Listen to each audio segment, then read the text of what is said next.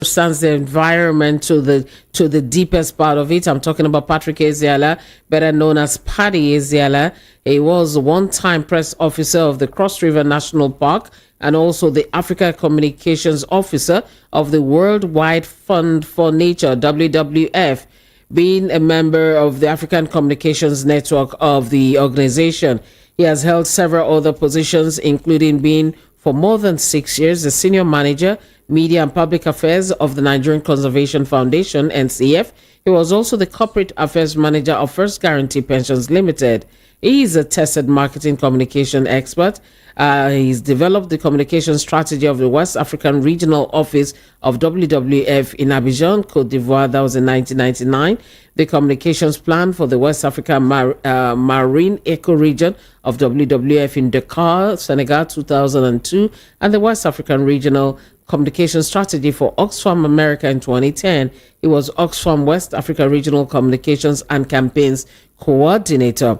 He's currently the publisher and editor-in-chief of the Development and Gender magazine and editorial board chairman of the Daily Times newspaper. A very good afternoon to you and welcome, Paddy. I'm always very, very delighted to be here. And I'm always very delighted to have you join us, because most times I'll just bump in. I'll just say, please, we're doing this today. Please, can you come? Can we talk? You never say no, and you always oblige us. So that I say thank you very much, and we're very grateful. So today is World Environment Day, and we're looking at the environment. We're looking at desertification, erosion, climate change, trying to get young people to understand, and a lot of things are going on this year. Can we, before we delve into the matter, look at World Environment Day 2024, what it really epitomizes? Yes, every World Environment Day has a special theme that will guide the celebration. Celebrating special days for events or issues like this serves as a reminder so that people will know what their responsibilities are. If you look at this year's theme, our land, our future, we are generation restoration. Well, first of all, is how do I put it now? It underscores the fact that something is wrong. It also recognizes that we as human beings are the custodians of nature, that we have to do something.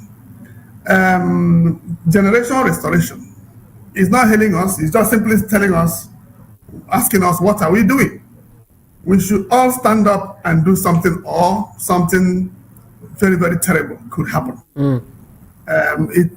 Whether the earth is to be destroyed, it is man that would do that or facilitate it. Whether we are going to restore the earth to its pristine original form, it is also the responsibility of man to do that. So this year's theme is a call to action. It's a reminder of our responsibility.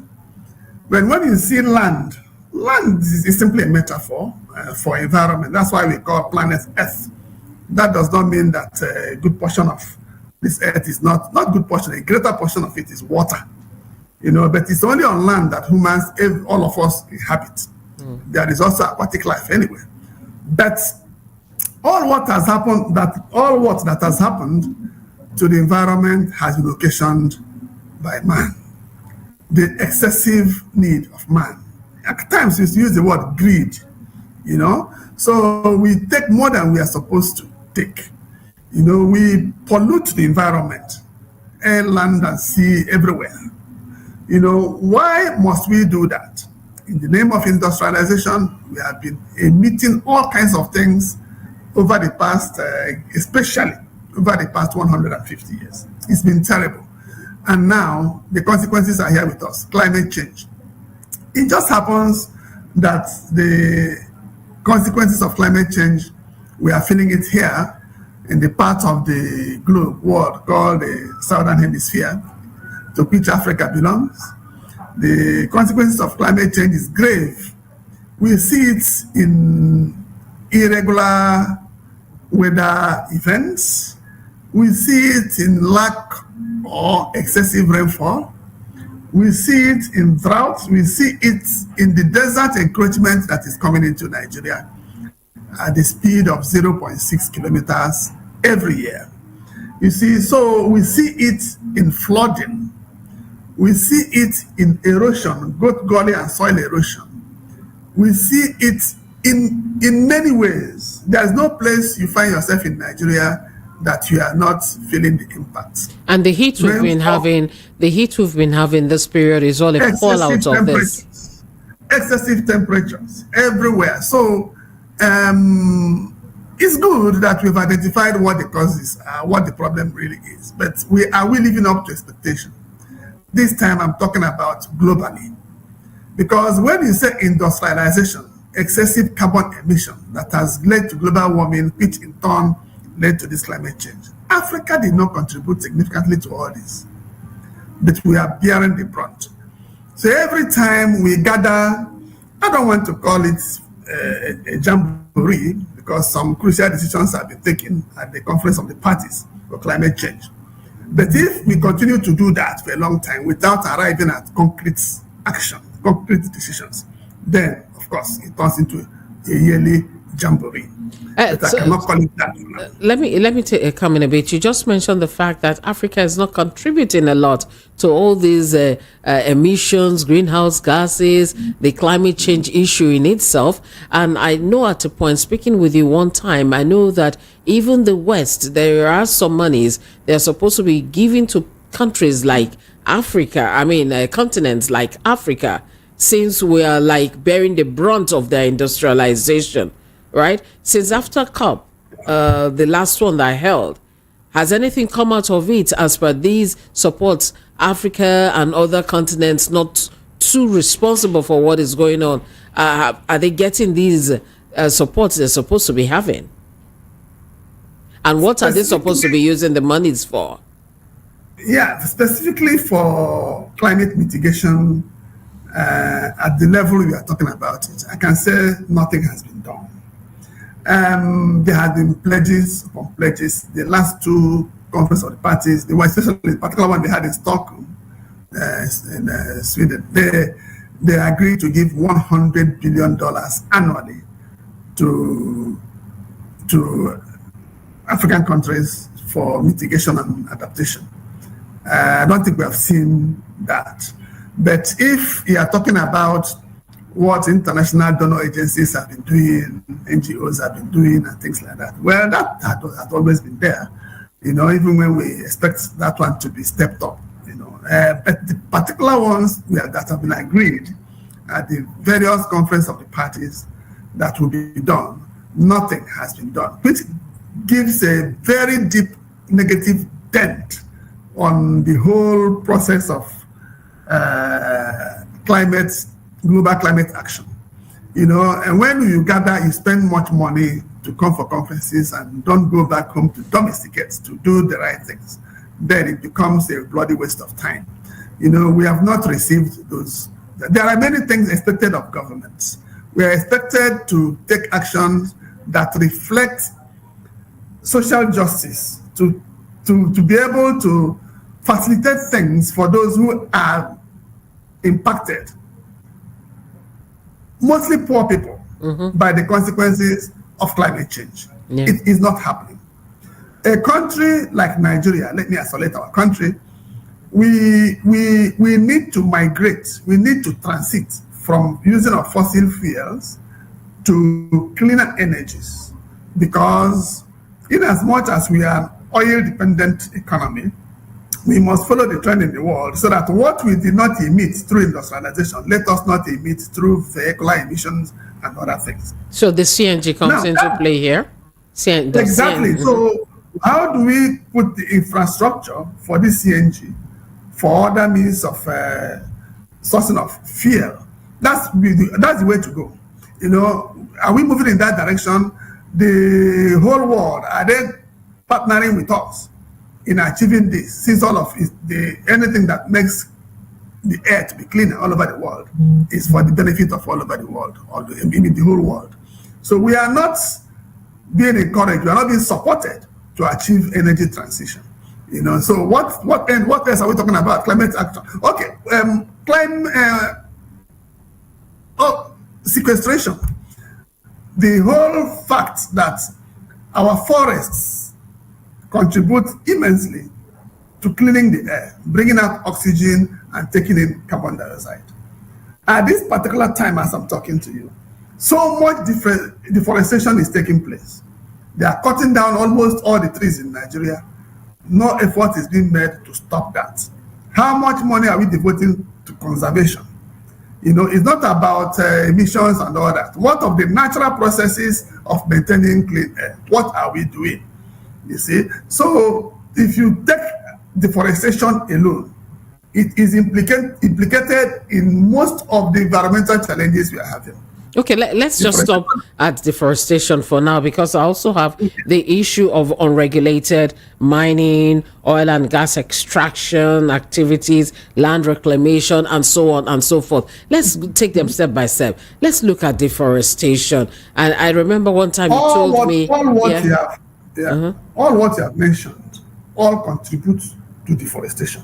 There is no forest where you go to mine that remains the same again. All what you have mentioned are all constitute serious war against natural environment. That's what it is. So if you don't control all these activities, you cannot have pristine forest. You cannot have natural environment intact. Economics and environmentalism usually don't meet. They don't go hand in hand. When people see gold in the middle of the forest, they see bauxite, they see copper, they see lithium, all kinds of minerals and commodities. The forest is relegated to the background. Nobody talks about it again. It is all efforts are geared towards extraction of those minerals or whatever they are. And in final analysis, you extract the minerals and destroy your natural environment. And problem starts. All the money you made from those minerals will not be able to contribute to remedying the same environment. You see where the challenge comes. With most of the deleterious effects. So if you take gold away and the land can no longer produce food, what happens to you? You will not eat it. Maybe you wear the gold and not eat, or you export gold and make money and use the money to import food. That's if you think that the environment is suffering in the social justice that characterizes human existence in this world, the social justice that is found in the extractive industry is worse than that. Both those who are mining that gold, those who own the land that is being destroyed, those who have the surrounding environment, everything around it, nobody benefits substantially from the mining. If we take somebody who is saying kilometers away. If you take a look at what just miles away that is benefiting from. What just happened in Niger State, where some people are still trapped inside a cave where they were carrying out the mining activities, and the rains were quite much. If you look at the little picture you can see of the place, the trees are practically gone, all gone. The earth has been so trampled upon, and so I'm sure it couldn't even take all the volume of what was coming out as doled out by the rains. Now people are trapped there, and it looks like, let's look at the mining sector, for instance, as if nobody is really regulating. They just give out the paper, go, you can mine. So things are being lost. Trees, earth, the solid nature of the earth is giving way, and so on. How do you see this? You are looking at the natural environment as an environmentalist yourself, and you see devastated environment, degraded in every sense, and all that in the name of mining. But take it from another angle. You see, you cannot measure the amount of money, amount of resources being extracted, being made by that mine.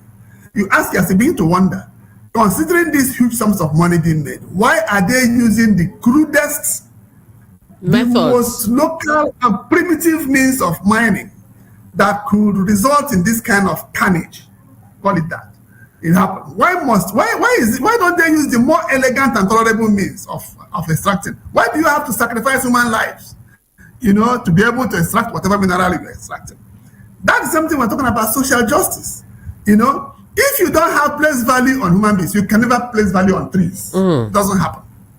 It does not happen. If you cannot take care of people who are digging the ground to get you gold, you can never care about the animals or trees that are around that place.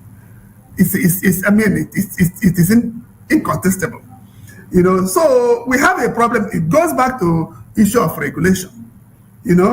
Who takes care of, who regulates these activities? Do people just go into the forest, give the state government or whatever some peanuts, some money, and now go and take over the whole place and devastate, extract whatever they want and run away?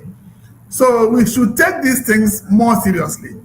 Many things have happened in Nigeria in the extractive industry sphere, and we are not the best of examples when it comes to that. If you go to the Niger Delta, we've been into oil extraction for more than close to 70 years.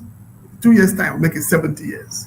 There's nothing modern about what we are doing. We are still primitively flaring gases. We are still committing all kinds of environmental atrocities. We are still losing lives without knowing we are losing lives through diseases that come from emissions, all kinds of soot. So many things in Niger Delta. They just say somebody has died. They don't know what has killed that person. All the pole fire and all that. Fire, so many things. We don't even care about anything. So it brings us to that same issue, that human activities must be regulated. Even more so when those activities are yielding money, good money. There should be evidence that part of that money is used to take care of human beings and to prevent environmental damage, diseases that come from environmental issues, pollution and all that, to make life better for the people who are there, who are in those environments. It is not happening. Yeah. So these are not situations where you come to isolate the environment. Human beings are part and parcel of natural environment. You see what I mean? Yeah. So sorry, before you move too far from the Niger Delta, let's just stay there. Sometimes we do not realize how far this so-called illegal bunkering and all that, how far it goes in destroying the environment. Because a picture of what I have concerning it, by the time they break into the pipeline, you have a lot of oil spilling. By the time some people capture, in quote, illegal bunkerers and they set their ship on fire, the huge smoke that comes out into the environment is very horrible. It spreads around the community. The spilled oil seeps into the earth, into the rivers. And when they do that pole fire thing, when they burn the oil to, their local processing of the crude oil, all those things are destroying the Niger Delta. And I tell people sometimes, when you come to the Niger Delta, you look at our rivers very well. You have a thin film of oil on top of the river, the waters of the Niger Delta. You just have a thin film of oil just running through it. I doubt if people really know how far the degradation of the environment of the Niger Delta, how far it has gone down. Yes, if you describe the river, or let's use the generic term, water, you see in the Niger Delta as containing a film of oil on top of it, you are just putting it mildly. You are just being, euphemistic in that expression. As many years ago, when I was even a kid, I was privileged or rather, my father was a teacher, a college principal in the Niger Delta community in Imo State, Egbema specifically. We are in teacher training college, Egbema. So the water, as at that time, Nigeria had not mined oil for 20 years at that time. The water was like coffee, black coffee. That's what I saw. I didn't saw a thick film of oil. And it went also even to the rooftops. When the rain falls, it washes down another coffee, black coffee from the zinc, down there. So these are things I saw practically. I didn't read them in any books. As far back as that time, go to Ajib. I can name the villages, Kuzi, Ebema, Omok, Maho, everywhere. We grew up there. So I can tell you what we saw at that time. And unfortunately, decades upon decades after, in fact, things have even gotten worse. You see? So, the Niger Delta environment, do you know that the inner creeks, there are some creeks, some parts of mangrove ecosystems that are not easily accessible? Yes. You know? Yeah, people get there, yes. Those places, if you went into those places and took photographs, took pictures, I looked into a professor's laptop displaying pictures of what happened there. I can name the man, it's Professor Augustine Ezalo. Looked into his laptop, the pictures I saw there. This professor told me that as a scientist, that what he saw in the creeks there, that place is about the most polluted environment on planet Earth. You see what I mean? Yeah. So what you are seeing in villages are minor. Most of the spillage that have happened in the Niger Delta happened where pipelines pass through. And if you look at the mentality of those who lay pipelines, they try to avoid human habitation as much as possible. So the inner it goes, the better. So it's really right inside. And when such things happen, they just leave them like that for decades. It's either, I don't know, absorbed into the environment, they cake, they go there, and they remain like that. No effort at serious remediation has taken place. And even the cleanups that were, people like Shell and so on those ones are cleanup. Those ones are political cleanups. So even the big launching they did at a point where they were doing the cleanup of the region, nothing came out of it. Go to that same spot they did the launching, they're still there. They've not moved. So the cleanup, maybe you are referring to going to clean up. Yes, like and all that. Yes, I don't. So go and ask High Prep or whatever agency that is in charge. Let them give us a what they show us what they have done all that period. I'm not running down any establishment. What I am saying is that everybody should sit up. You know, all these things we are talking about, we are discussing, they all center on regulation, monitoring. So whose responsibility is it? That's what we are saying. Why can somebody be responsible to preventing and monitoring all these things, and things are going wrong as long as they are going? You know, we have a Ministry of Environment. You know, we have other parastatals under them with specific mandate. We have even state environment ministries all over these places. So if there are any challenges, these are people that should tell the outside world, so these are the challenges we have. Things are wrong here. We cannot handle this. We cannot handle that. Inform the president. Let us see what could be done, because we are no longer talking politics now. We are no longer talking about who owns soil and who gets what. We are talking about human beings that have the right to life.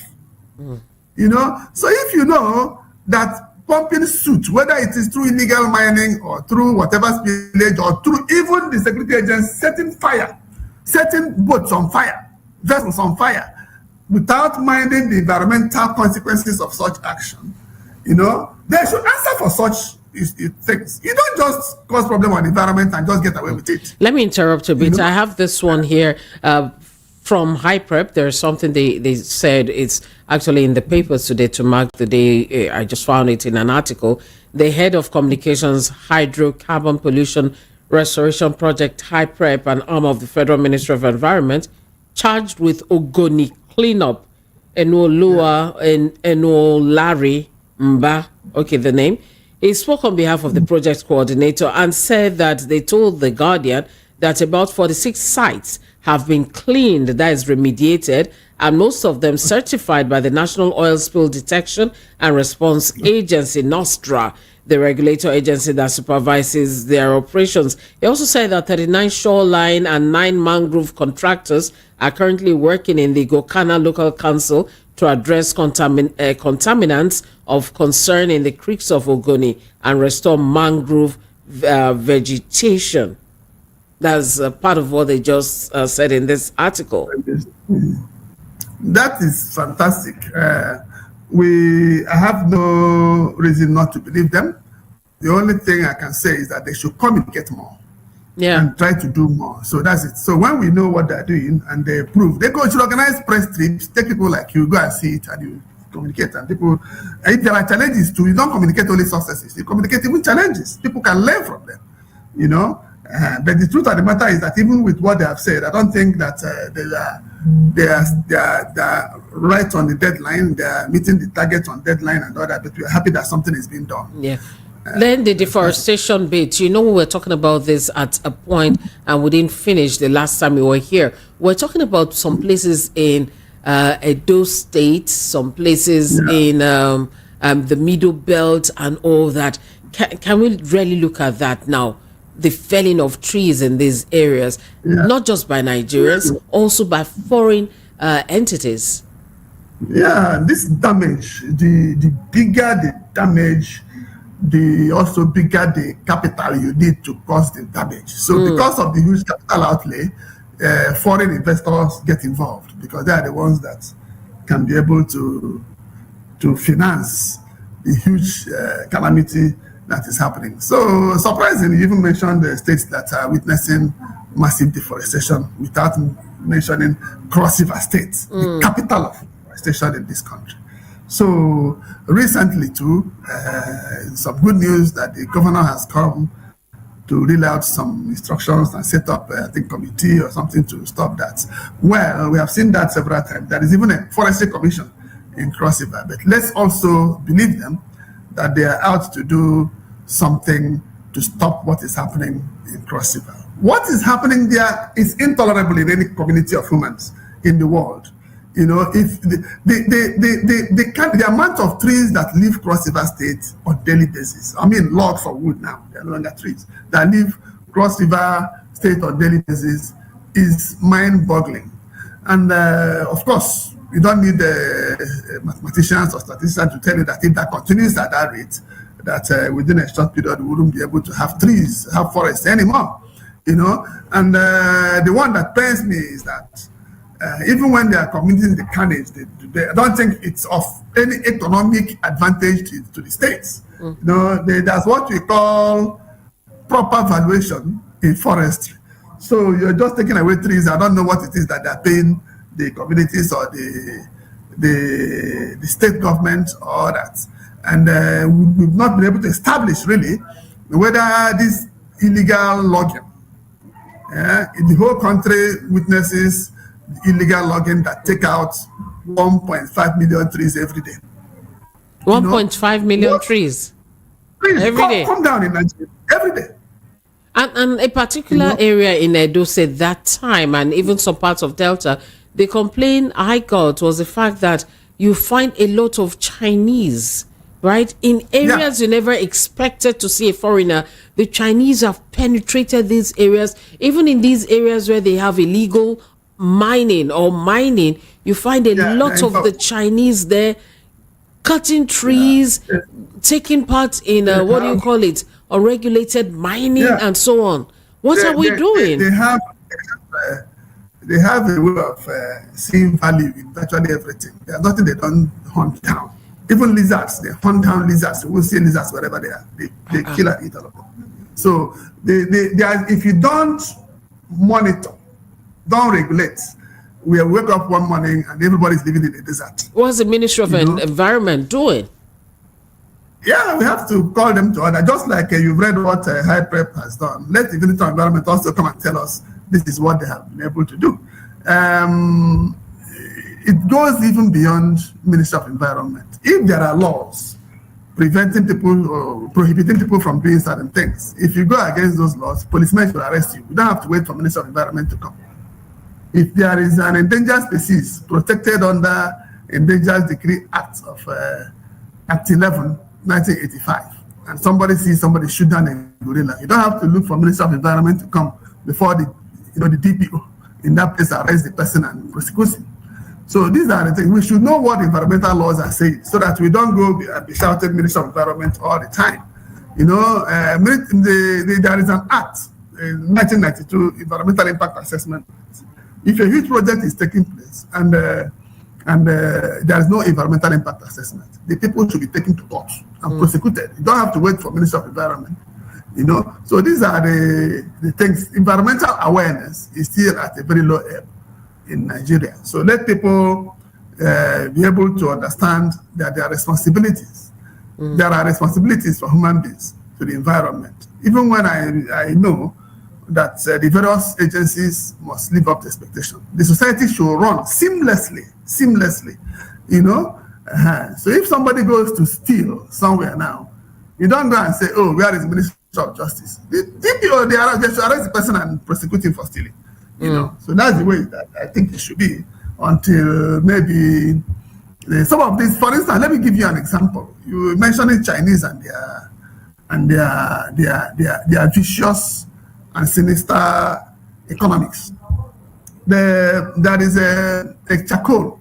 I hesitate to call it a factory. It's just a zinc, a batcher inside Obimo in Soka. That's just what they built there, nothing more than that. And they started by logging the Soka is in eastern Nigeria where the trees are completely gone. So the little ones that are remaining, they went there and be cutting them down and burning them into charcoal, storing, containerizing them, moving them to Port Harcourt and shipping to China. Wow. Now, they stopped logging. Now, what they now do is encourage the villagers to bring as many logs of wood as possible, all the way to Kogi and Benue states. They are burning them, producing charcoal. They will tell you that the Nigerian law allows them to produce charcoal. Does Nigerian law, does it allow you to continue to cut down trees indiscriminately? So there was a time, NESRIA, the Agency for Environmental Regulations, closed down the factory completely. After some time, they reopened again. You know, Nigerian Conservation Foundation stepped in. I was one of those they sent to go and find out what was happening. It was just a mere press trip. Of course, we wrote about it and everything. There was a petition sent to the same NESRIA. You know, I have not seen any concrete action come out from it. And we did a cover story on it. I wrote a petition to the Minister of Environment and copied to the Federal Director of Forestry. Nothing has come out of it. Every day the factory is on, many trees go down. Every day you allow them to operate, trees go down. If you see people, they recruited local vigilantes, put on them black t-shirts with a red band on their head with den guns, protecting them while they are causing problems. Go to Enugu state government, go to Ministry of Environment, nobody will attend to you, they won't listen to you. Go to the governor's office, they will not listen to you. And erosion is quite strong in some of those areas. Is this not contributing to the erosion? What kind of economics is in going to make money for Chinese, because they're not making money for those communities?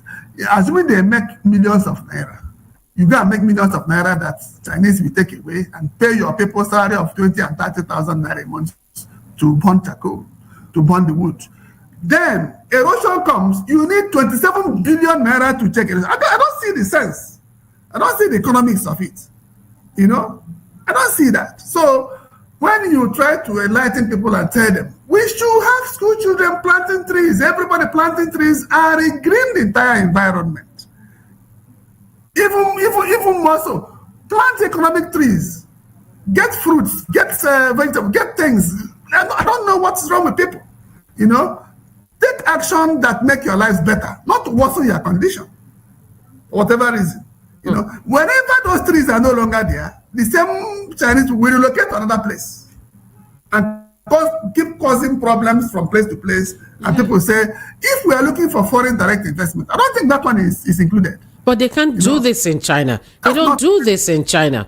They celebrate their blooms. They celebrate their forests. Looking upon us with disdain and all that is not just a question of Chinese. It has always been like that. What some oil majors have done in Niger Delta, they cannot do in Netherlands, they cannot do in Britain, they cannot do anywhere. Yes. So what everybody comes here, some people will tell you whatever it is, go, who is the DPO? Come meet me in the evening, let's have some fun. He settles the DPO, they have some there together. Who is the commissioner for this? Before you know it, the person is even more authoritative than you talking in your own village. You know, because he has bought everywhere, he can cause any damage. He goes to meet the international ruler with some hot stuff or some bottles of hot drinks, and everything is going. So it doesn't make sense. We cannot develop that way. You know, Let there be some measure of enlightenment. Let the various government agencies stand up to their responsibilities, sit up and do the right things. Take a stand. Say, no, but these are the ways things should be done. We are not saying that we don't need trees anymore. We are sitting on chairs made of trees. Our houses, we need trees to roof them. There must be regulation. There must be laws guiding all this stuff. If you need trees and other countries whose economies depend on timber, have a way of doing it. You plant trees. How long does it take for trees to? If we planted trees in year 2000, by now 24 years, we would have had trees all over the place. You can plant them as many as you want. So for the desertification, for this, for the desertification part of it, especially that will be in the northern part now. What is responsible for this? Here we see felling of trees indiscriminately, and there's what is Desertification is a serious issue. A lot of factors combine to contribute to the desertification. People tampering with the environment in a way that they shouldn't. We mentioned deforestation, also farming in a way that is not environment friendly. And then climate change itself is implicated in desertification. Now, a lot of things are happening. The government, with even international agencies, they have the Great Green Wall Project. The Great Green Wall Project. They have the National Agency for the Great Green Wall, and also Deserts for Food Program, which is geared towards regaining the desertified lands and making them good farmlands and for food production. You see, desertification is a very serious issue. I've said it earlier. Desert encroaching at almost 2 kilometers every year. Almost a kilometer every year, 0.6 specifically. It has been like that for the past 20 years, steadily, every year. And you see desertification causes forced migrations. People move from one place to another. And you see insurgency, banditry, communal conflicts, and all this. All this is caused by people living where they are supposed to be, to another person's territory. And it happens. And the desertification also causes reduction of agricultural yield. It causes unemployment when people can no longer do what they are used to doing in their communities. Rural poverty, you know what I mean? Banditry, insurgency, even religious extremism, and land grabbing. So these are chains of consequences that come from this desertification. Yeah, and I hear it also causes displacement for farmers, and that one affects food security too. You mentioned something like that, yeah. Yeah. Yes, I mentioned it. When somebody moves from his environment, he's not going to start farming in another person's environment. So it happens like that. Plural consequences that come from that singular act alone. A place like something as huge as Lake Chad, because of desertification, is drying up, almost dried up.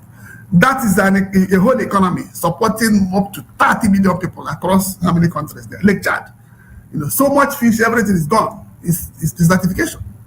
It's part of the reason. The overuse of the desert of the lake is a part of it and others. But the environment around it is not doing well. The government is doing what they're doing, Great Green Wall and other programs and all that. I think the communities should be carried along. When you see these environments that the communities have managed over the years and nothing went wrong, by the time modernity came, trouble started. So when you are trying to find measures for remediation of the situation, the communities must be involved to bring those local practices that are environment friendly, that they have lived with for millennia. You see, so the modern ways are there. The agroforestry, the injection of water in land. But there are many ways of making sure that it doesn't go extremely bad. The type of thing that they do in places like Egypt, Libya, and so on. Morocco, even in Israel. You see, at a point when I was in Egypt for a while, and I could see the kind of things that they produced, their food, their cucumbers. I think that was why the Israelites were saying that time that let us go back to Israel now, and there is food there. Desert, complete desert. But if you see how big things are, we have not been able. We have not been able to make the most of our environment. Yeah, I was not able to learn from them. I was not able to learn from them. Learn from Israel. Learn from these people. It is not in any way rocket science. That is where we have challenges. Even the state government can match up, can do it. It's not in any way out of this world what is happening in Morocco. When I was living in Senegal, a aeroplane load of fruits and vegetables come from Morocco every day. Every day. Every day, they land every day. If you see the streets of Senegal, you see banana of all lengths and all kinds of things. I feel like moving. So that's what you can have, and a whole economy that is agriculturally driven. And we have, even as we are talking about desertification, drought, and all that, Nigeria is more than 80% arable. Our land, arable land is what we have. We have not woken up to say what do we do with it. We can feed the whole of Africa if we applied our resources to agriculture. All this money people are frittering away, losing oil here and there and wasting money. If we applied it to mechanized agriculture that is environment friendly and all that, we will be shipping food every morning to other countries. But here we are. Not even chosen to produce anything. We are not even chosen to produce. If we didn't do agriculture, what did we do? Are we not going to do something? So we have not woken up as a country to say this is what we want to do. And here we are complaining that tomatoes is expensive. These are people are producing tomatoes, not that they are GMO and all that. Big, huge, beautiful tomatoes. Here we're struggling with caterpillars and all that for tomatoes, and so it's something else. And then that brings me to EIA. The experts like you are saying that the government should pay more attention to environmental impact assessments before they go into projects, before they do anything for green areas and public spaces and so on, and that there is a problem right now that they seem to be covering EIAs with a cloak of secrecy. They don't let us see what they are truly doing when it comes to that, and the experts are saying no, this shouldn't be the case. For example, the Lagos-Calabar Coastal Highway, or the quarrel with the EIA, they say there's this ESIA, that's Environmental Social Impact Assessment. Why are they covering these things? Is there something where they don't want us to know? Yes, armed robbers don't like street lights. Yeah. People don't. Yes. So thieves don't like light. So when you say transparency in an issue that people have hidden agenda, they wouldn't like you for saying that. Environmental impact assessment report is not a secret document and can never be.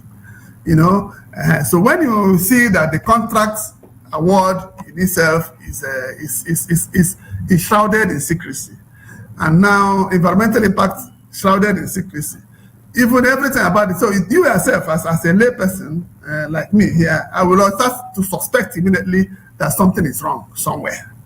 But if the cards are laid on the table and you see, and I don't know why people should be afraid of environmental impact assessment report. It doesn't necessarily tell you to stop a project. It tells you that if you did this, if you go this way, if you went this way, this is going to be the result. And if the result comes, these are things you should do to mitigate it. But if it is going to be too costly, can you try this other way? Other pattern? They advise you on what to do, mainly. It's only in extreme cases that tell you don't go, don't even try it at all, because it's going to cost. The extreme cases. But the scientists doing AIA report will give you the direction, what to do, what to avoid, and what to look out for. That's what it's all about. So why must people be afraid of environmental impact assessment? If you want to build a house, they tell you that this soil cannot carry beyond 20 stories. If you get to 20 stories, stop. That's what it's all about. So why must you say you want to avoid environmental impact? You draw a road that you don't know the part of the mangrove or Niger Delta is going to pass through. We have not even done soil texture. Can it carry it? You know, you've already put a figure to the amount of the funds required for the project without proper assessment. You know, do you know that if you enter into the Niger Delta, it could be like going to construct a bridge all the way to Calabar, because some of those places are not places you can just do asphalt and move on. I hear that that road, they're going to need a lot of bridges. Exactly. Lot of bridges. So did they factor in all this? So you need people to tell you what to do. It will tell you that if you went here, it's going to affect the ecosystem, it's going to affect the biodiversity, it's going to affect, you can follow the other way. But if you must go through this way, these are the things to be done. The federal government, if they expose this part of the forest, people are going to devastate it. Can you declare it a national park so nobody goes there? So these are the things they should advise you. And you say you don't want advice, you don't want to see any document, you close it up. Meanwhile, by the time these damages start happening in the next 30, 40 years, I don't have enough fathers to be here. Then the children will grow up and say, what kind of fathers did we have that allowed this to happen? You see what I mean? Yeah. So if nobody's attacking anybody, I'm not a contractor. I didn't say they should award contract to me. But I'm telling you, simply do the right things so that when problem comes, they can have a document to refer to find solutions to the problems that will come or the challenges. Yeah, home stretch now. Yeah, for the home stretch, I'd like to know this. As we're celebrating World Environment Day and this brouhaha about the Lagos-Calabar Coastal Road and what you just said about the EIA or ESIA, things that could happen there, what do you think the government could do that even while we're having that road, we are bent on having that road, no problem, good for us, what should they be looking out for as concerning the environment, our wetlands, our species that should be protected, and so on? Okay, so let me give you an example. In Victoria Island, at times when you have rainfall, it gets flooded. Yeah. Sometimes ago, you had the Babbage being flooding. The Babbage stretching, water trying to pull down buildings even inside the Victoria Island. But when you go down history, you now see that the wetlands around the lagoon, around the ocean, around everywhere there, have all been sandfield and houses built on them. And those wetlands are where excess waters are meant to be going to. You understand what I mean? Yeah. So excess waters move in there. When the sea level drops, they come back again to the sea. People fish, people do all kinds of things. There are uses for those wetlands. So barrages were built again inside those places. There has been human perturbation in those places that led to all that. So now, something as huge as a highway in the middle of a mangrove forest, you see, let me come back again and tell you that certain species of plants and animals in Nigeria today are existing because where they are located are not easily accessible.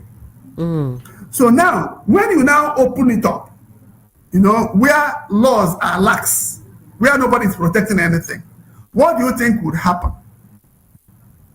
Okay.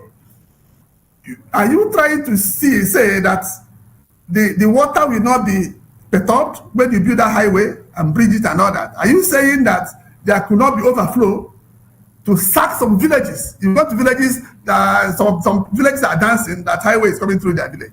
By the time the highway gets there, the villages may not be existing anymore. See what I mean? So that is why we say, what are the results of, what are the scientists saying? I want to hear from the scientists. I'm not even a scientist.